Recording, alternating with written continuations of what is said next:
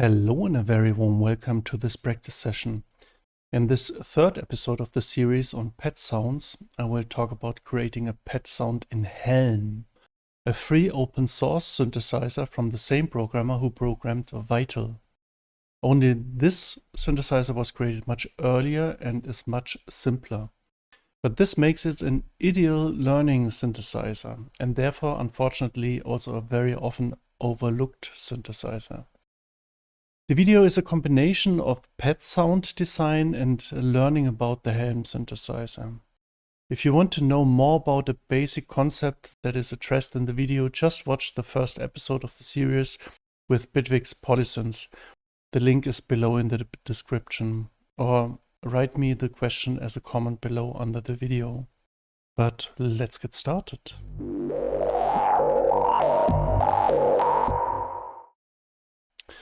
So this is the Helm synthesizer, and as I said, it's older synthesizer, and a lot of people just think it's not a good synthesizer, but it's a synthesizer with all concepts of a synthesizer. With one thing, it's a mono synthesizer, so it doesn't produce a stereo output. So when I press a key, it's this. If I press a chord, sorry, it's like this. So, and I want to create a pet, and a pet is something warm, slow, spacey, soft, and so on. And the best association I have is with an orchestra of strings that is a little bit muted. And I want to create such a pet sounds with the Helm synthesizer. So Helm is mono, and for a spacey sound I need stereo. So I'm going to use a delay, a stereo delay, a ping pong delay over here. So currently the Helm synthesizer sounds like this right now.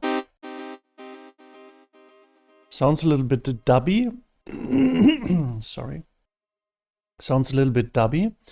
But since I want to create a slow swelling synthesizer, it won't have that effect anymore like it has right now, like this one.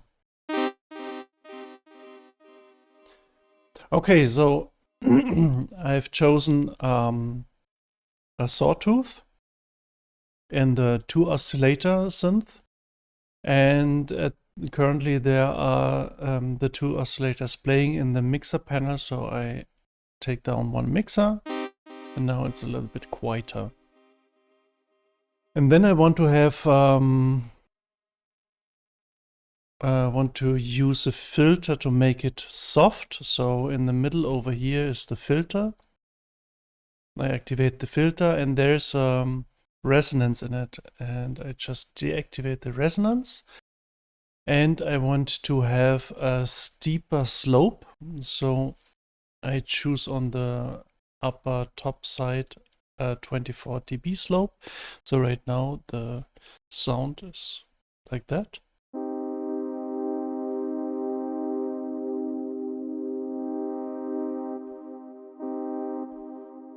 And you notice the delay too, the stereo delay is just less dubby right now. Okay, now I need more voices because an orchestra of strings has several strings, several violins and other instruments. So I need more voices. And there is the Unison feature of Helm over here. And you can switch to 5 in 2 steps, two voices steps over here, and the Unison spread or detune is over here, the 10 sets. You always can see when you hover over the dials and fields and everything, you see it always here in the display. So I want to have more spread, like 20 or something like that. And now the sound is like that. Instead of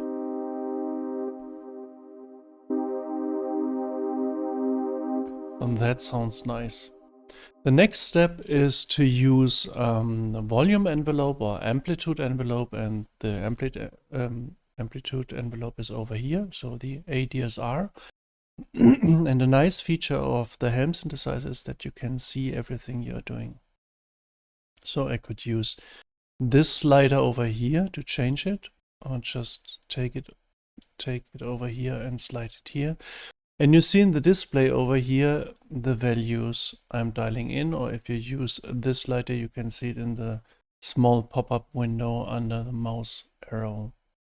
So I will use something like 4.5 seconds for the attack, then a little bit more like 6 something seconds as a decay, and that we can hear the decay. I have to decrease the sustain.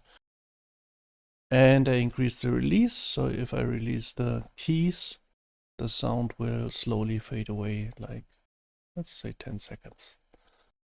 And this is half the way, a little bit, maybe a little bit less. Okay, let's hear the sound right now.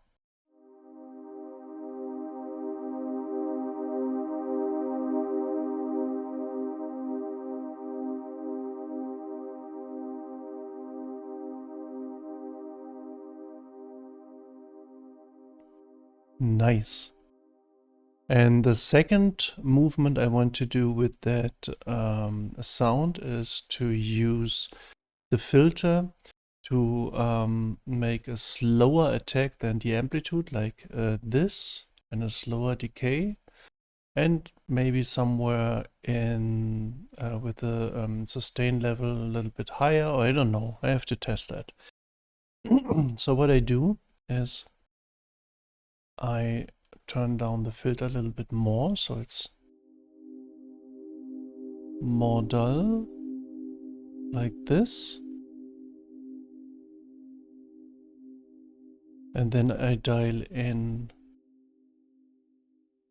what did I have on this? For 4.5 seconds. Now I take 10 seconds for the delay, for the attack. For decay, like a little bit more, 12 seconds. And the sustain half, 0.5 around, and a long release. So, and that this filter envelope is taking place, I need to use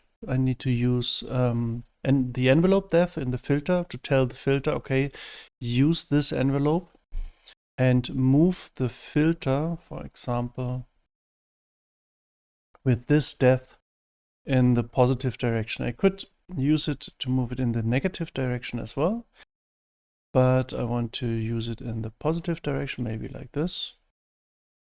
And another thing is I will show you after that. So just let's hear the sound.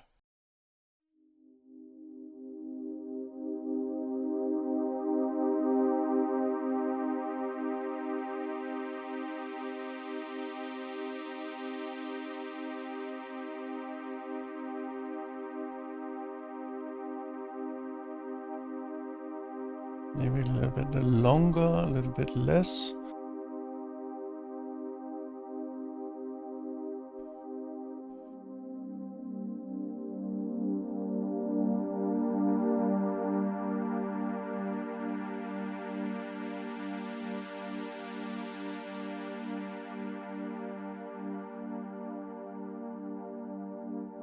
That sounds very nice. And if you pay attention to the delay, it sounds really stereo because of the delay too, and you don't hear any single delays because the notes are too long that it just makes bling bling, ping pong, or something like that.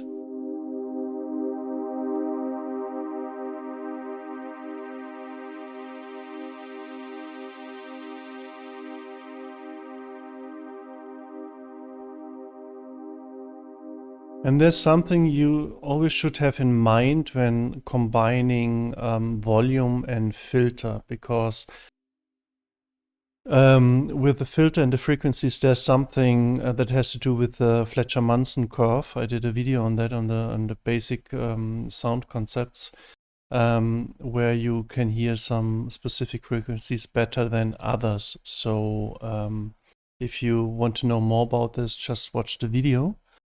And but another thing I want to point you to is that the filter at the moment is a very static filter. So I dialed in this, and regardless which octave I'm playing, it's always like this. So if I'm playing right now here, the filter opens and closes again, and everything is fine. But if I use a higher octave, like over here, the filter starts here. So you shouldn't hear the notes. The filter opens then, and maybe it reaches the notes, so you can hear it a little bit. But then the filter goes a little bit back and maybe out of the notes, so the notes disappear again.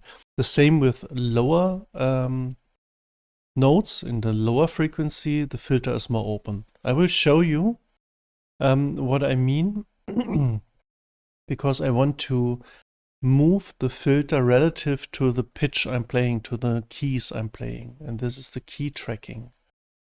And if I put the key tracking over here, the filter follows the pitch of the pressed notes. So if I press higher notes, higher pitches, the filter will start maybe over here and opens in this range.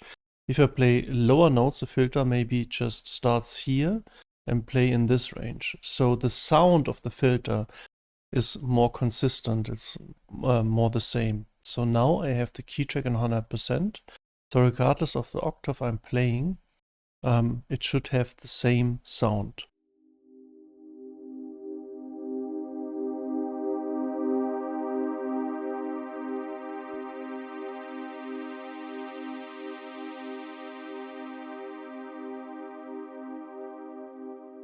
Now go 2 octaves lower.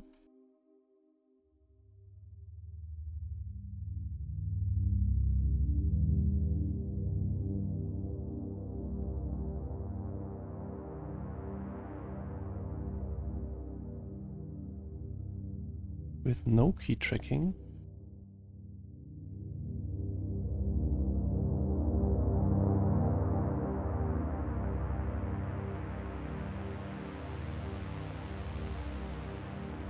You can hear the filter is far more open. You can see that if I change the key tracking when I'm playing on this low note, so you can notice the difference far better.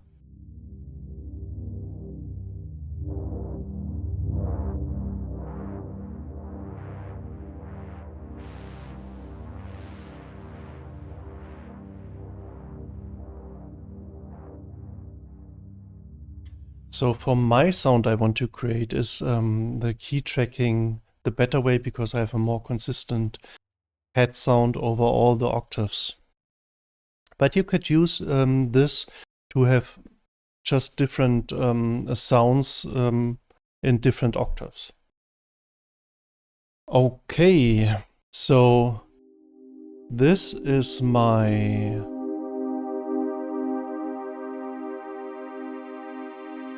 my pad sound with the Helm synthesizer. And one thing I have to mention is that the Helm synthesizer is polyphonic, but there is a setting where you can choose how much voices it can produce at the same time. So it's very important when using Unison or playing a lot of notes. You should always pay attention on the lower left of the page of the plugin, because there's a setting voices, and this is set to 4. I'm playing a chord with 3 fingers, and per note I have 5 voices, so it could be a little bit close to the limit when playing this. So you can increase the voices over here. I don't know, it can have 32 voices. But I need maybe like, let's say 16 voice or something, 16. So when I play, it doesn't stop when playing other notes.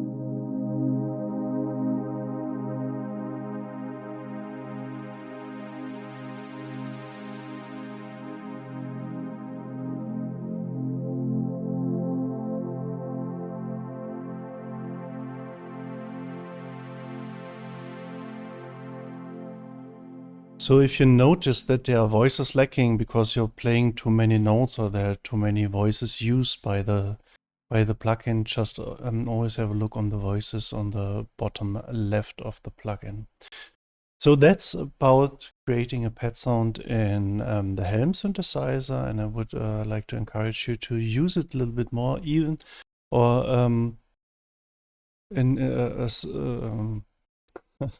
especially when you are new to the whole synthesizer thing, or you want to learn about something about sound design or everything, or something in that area. The Helm synthesizer is a really good plugin or standalone. There's always also a standalone version of it.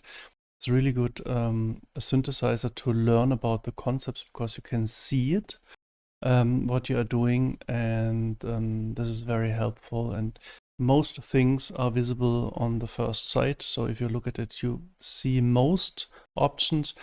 Sometimes you have on top of the windows these little squares over here, and you can move them to choose a different setting, for example. Same over here, for example, or over here, for example. And but this just the little things you don't see on the first look on that plugin. So that's it about sound creation. But I would like to take the opportunity to talk a little bit more about this synthesizer, because it's worth it. So if you know that synthesizer, or if you're not interested, that was the whole tutorial about that. So thank you for joining me, and thank you for watching it. For all others, I will start a little bit or a little overview over the synthesizer, so you can start using it or start experimenting with it. So I will initialize with right-click on the display, and starting with the Helm symbol over here, I just click it. You can change the zoom size. You could deactivate the animation of the graphics, or you can check for updates. I don't think there will be many updates because this is very old. There's no date in there, but there was an update not long ago because there was a clap. I think there was a clap version of the Helm synthesizer. I'm not really sure, but this plugin is finished, so you can use it on Linux, Windows, and Mac OS. Then over here, there is the preset browser. You can browse in between different presets, can listen to the presets. Just click over here with the left mouse button. You can switch between the presets with those arrows. And let's start with the oscillators. You have two oscillators over here. You can choose the different oscillator waves over here, for example. Let's choose this again. You can cross-modulate these oscillators with each other. You have here fine-tuning. Sorry. And I deactivate the delay again. This was far too loud. And just use one oscillator. You can fine-tune in sense. You can transpose in half steps. Then there's the Unison feature with the detuning or voice spreading for both of the synthesizers. Here's as well transpose and detune. Double clicking on such a dial or any other field or element will put it back in the default state. Then there's a sub oscillator. You can change here as well the waveforms, for example. Then it shuffles. This is like a morphing or something. We use the sub over here.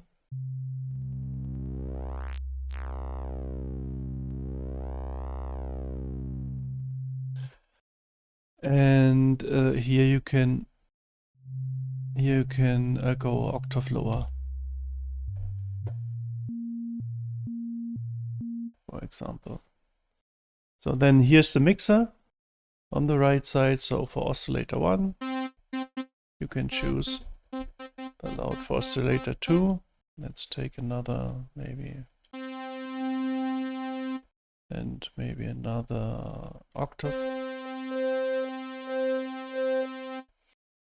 Then we have noise as well. This is, I think, white noise. Then there is the amplitude envelope we already discussed before in the sound creation, the attack, decay, sustain, release.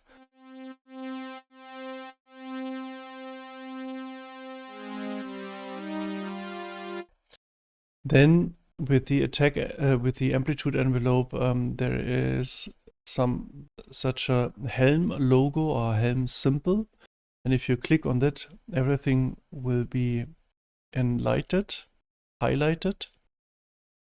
so you can modulate everything with this amplitude as well. So in the standard, this amplitude is just modulating the volume, but you can use this envelope as well to modulate everything that is highlighted. Then with going further with the envelopes, is the filter envelope we use as well. It's the same principle, ADSR, where you can change something. This is hardwired to the filter envelope depth, what we just talked before, but you can as well use this special envelope to modulate some other parameters. Then the next envelope is a third envelope, a mod envelope. So this is a free envelope, it's not hardwired to anything. You can use as well this envelope to modulate something outside here. Then talking about the filter. The filter is a standard low pass filter with a resonance over here. The dials are on this area and this area, but you could use it as well over here with the mouse directly and dial in this like that. And if you want to, for example, to have a high pass filter, you just take this dial and put it over here. So you can use it as band pass filter, for example.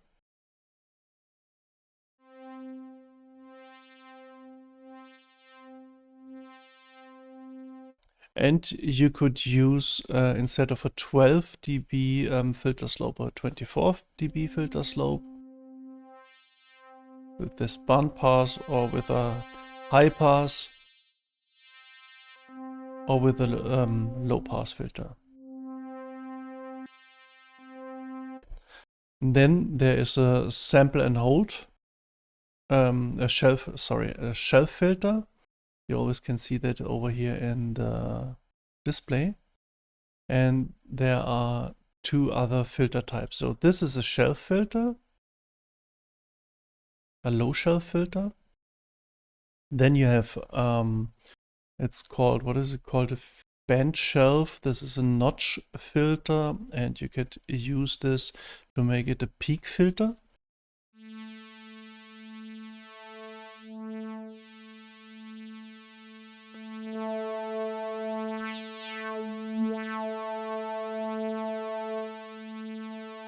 Or you could use again a high shelf filter like this.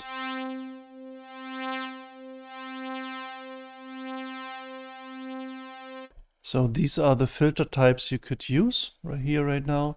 Then you have a drive to bring more gain in the input of the filter, but then you have to lower the output of the filter. So you get a distorted filter.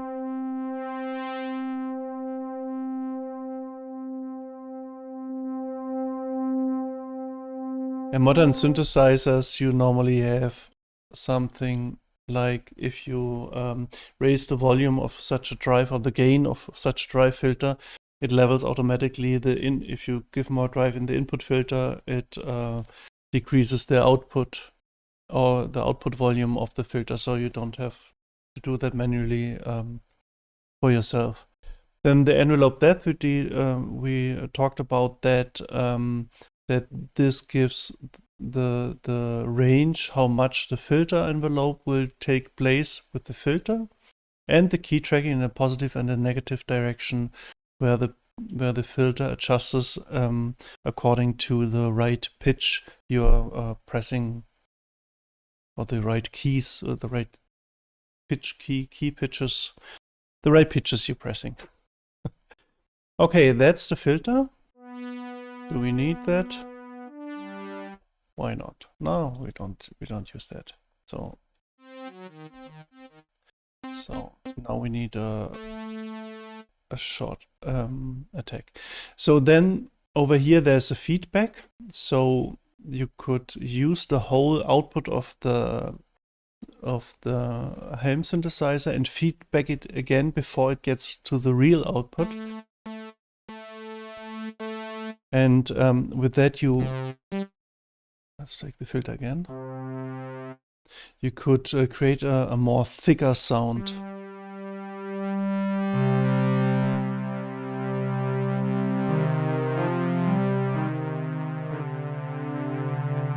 You could tune the feedback a little bit.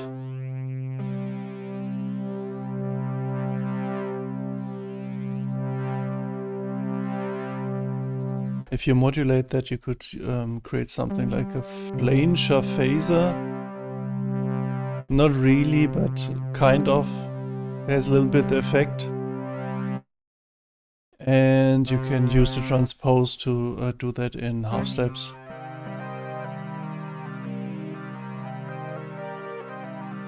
But gives some nice effects as well. So above here you have the volume. And a volume meter, here an oscillator or oscillation window where you see the wave that is produced. Then you can adjust all your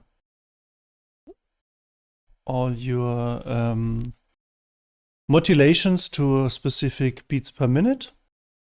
But you also can adjust all the time-dependent or rhythmic-dependent modulations to the speed of your DAW, to the arranger speed, for example. Then there is an Arpeggiator, where you can put the setting over here, how fast it's repeating. Then over here you can choose, like for example, seconds, the normal tempo, tempo dotted or triplets. Then the length of a note, the gate.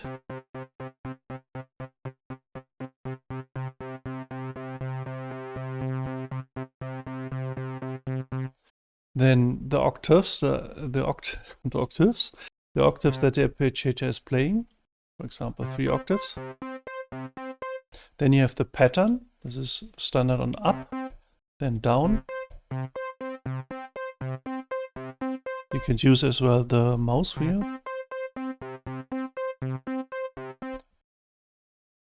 Up and down, as played or random.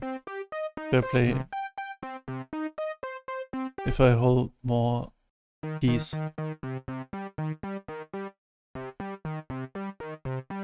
Something like that. Then there's a stutter. Just repeats the note according to your speed settings.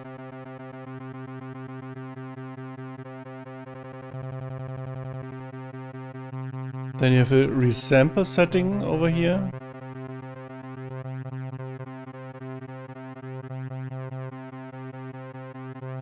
Then there's a softness, is something like an attack.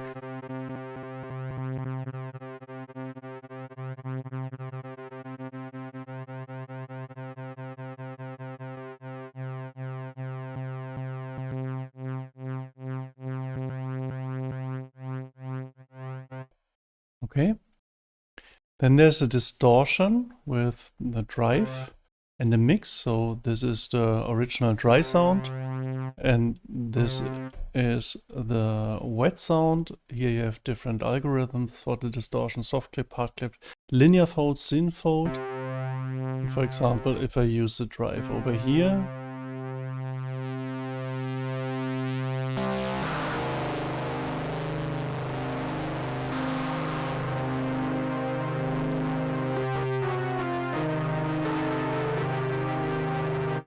something like this.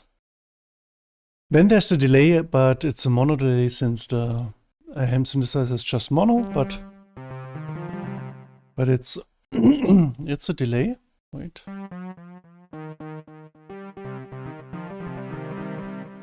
Feedback is a normal feedback, like if you just put no feedback, it's just one delay, and with feedback you increase the delay times.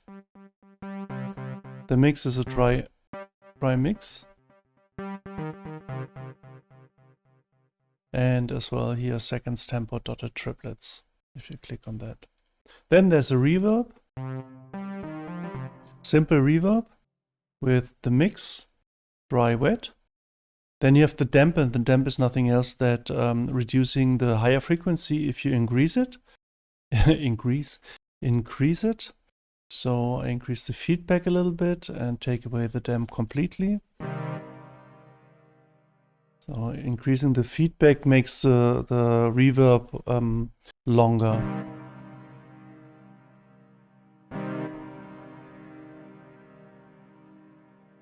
And if I don't want to have such a bright reverb, I use the damp to reduce the higher frequencies.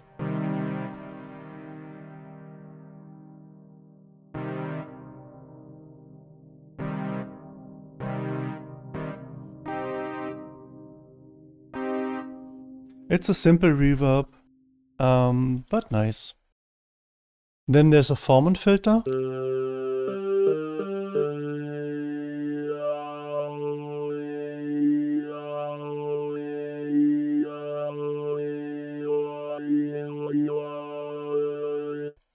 And there you can wiggle this thing around until you have some really nice spoken words.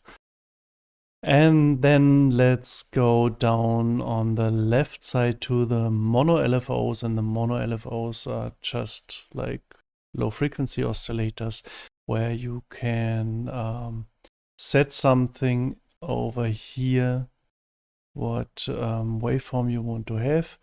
The last two are, you can see it over here in the display, is a sample and glide, and the second last is sample and hold. So sample and hold just a little bit rounded, for example. Then there are several other waveforms you can choose as an LFO.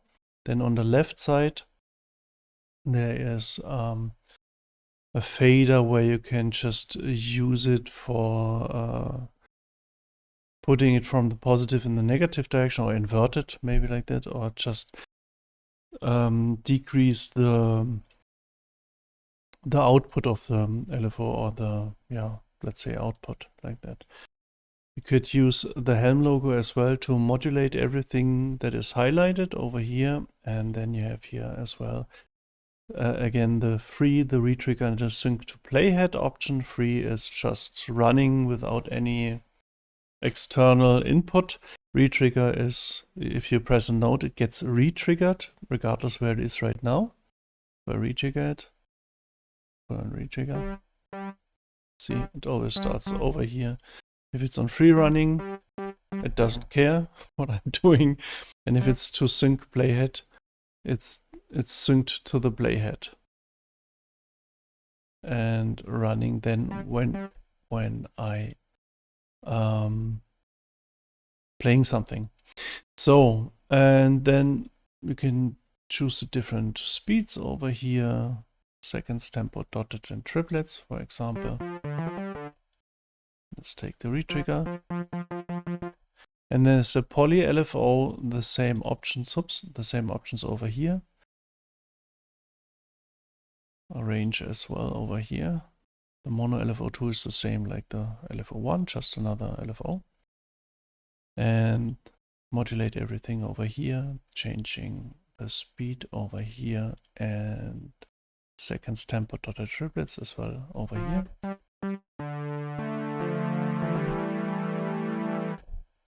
Then we have a step sequencer, and the step sequencer, it has 8 steps as a standard, but you could increase it to 32 steps. And this is a normal step sequencer. Wait, let's take 8. where you could put things in the positive and the negative direction. And if I use that, for example, to change the tuning,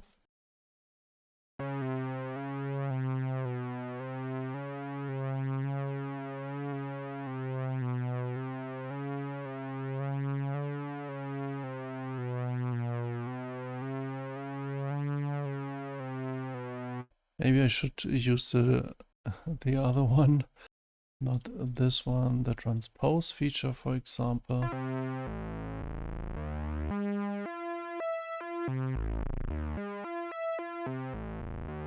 Or going like this.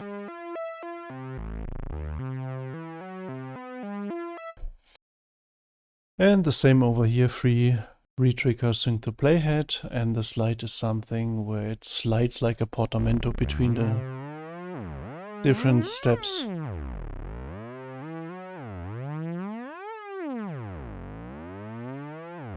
Like that. So right click on a modulator, disconnect from transpose, just deletes the link between those things. So then we have over here on the right side, on the lower right side, the keyboard mod. And keyboard mod is aftertouch. If you don't know that, aftertouch, here is channel aftertouch. There's as well a polyphonic aftertouch, but this plugin just have channel aftertouch. So if you press down a key and have the ability, or your controller have the ability to send aftertouch messages, you can just press it even a little bit harder down.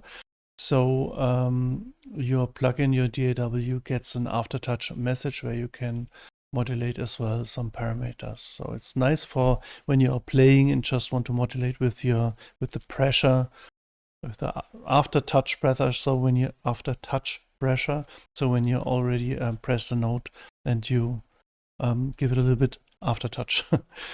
Then there is the Modwheel. You all know that on the left side normally of your controller there's a Modwheel, a wheel normally, or sometimes it's a joystick or something in this direction, where you can modulate mostly the filter or some delay reverb settings or something, dependent on what you're putting this Modwheel, or what the preset is defined as. Then there's a note modulation, and the note is just a pitch modulation. This is, let me show you, if you put the filter over here, for example, there you can see it really nice. Oops, that's too much. Going back. No, that's too much.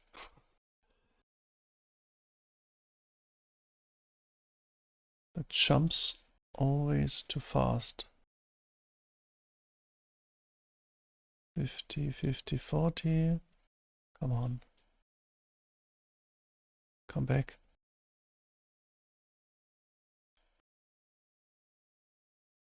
Don't want to have this jump. 50. That's okay, here now. So if I go a very low octave, it's over here. And if I go a very high octave, it's over here. So the notes are all have a specific number. So lower notes have a lower number, higher notes have a higher number. And this is the number of the note. So it depends. If you play a lower note, the modulation is low. And if you play a higher note, the modulation is much more or higher at the end. Right click, clear modulation. So that's away. Then the pitch wheel, you know, all the pitch wheel. As well the wheel, mostly besides the mod wheel. Then you have the velocity, where you could use the velocity, means how hard you press down the keys to modulate something, some parameter over here. And then the random just randomly puts some values on the parameters you're modulating. And then we have here the voices I talked about, where you can tell Helm about how many voices it should be able to play. Then the Pitchbend, what we have, the Pitchbend wheel over here right now, has a value of 2. And you can increase that onto up to 24, for example. And if you use that right now, you can go up 2 octaves. You don't need the 2 octaves. And that's a velocity track, so you could choose to give it a little bit more velocity, so you can play better, more softer notes, or if you want to inverse the whole thing. So if you want to play loud when you're touching the keys softly,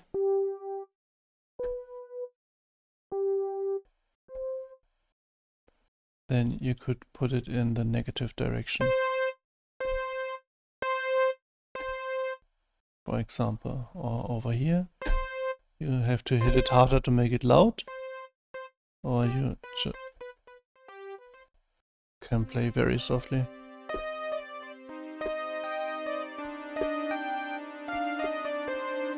For example. And then we have finally the Portamento, and the Portamento is just a glide between 2 notes. And if you put the Portamento right over here, then on, and I press now a higher note. So it glides from one note to the other. Then there are some other settings where you can put the Portamento, you can choose a specific Portamento type. Or you could use Portamento legato, and legato is something, it's just using Portamento if you play overlapping notes. So if you just press, single notes, everything is okay. But if you're overlapping,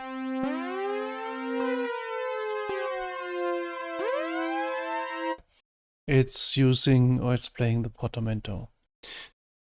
So this is the whole overview over the Helm. I hope you liked it, and I hope you are considering to use Helm a little bit, because it's really a nice synthesizer. And even if it's old and rough, sometimes you like to have a rough synthesizer. And if you're a beginner using synthesis or exploring the world of synthesis, and you are overwhelmed of your super duper plugin you have already over there, and there are so many options and parameters and everything, maybe it's a good idea to start with a synthesizer like this, Helm, where you see everything on one page, or mostly you see everything on one page, and you can start with the small things. And even if this is just a small synthesizer, you can do a lot of nice stuff with that synthesizer.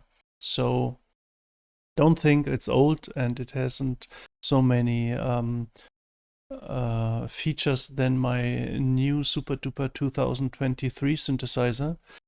Or whenever you watch this video, it's worth to have a look in it, and sometimes remember that there is a little rough synthesizer that can produce really nice sounds. So thank you very much for watching this. Thank you very much for staying so long with me. And if you have some more questions, if you have some ideas, if you have some good tips and tricks for that, just leave it in the comments, because not only me, as well other people would like to read about it, or are happy if someone has a good idea or tip or trick to how to use this or that. So thank you very much. Hope you liked it. Stay healthy. See you soon. Ciao, ciao.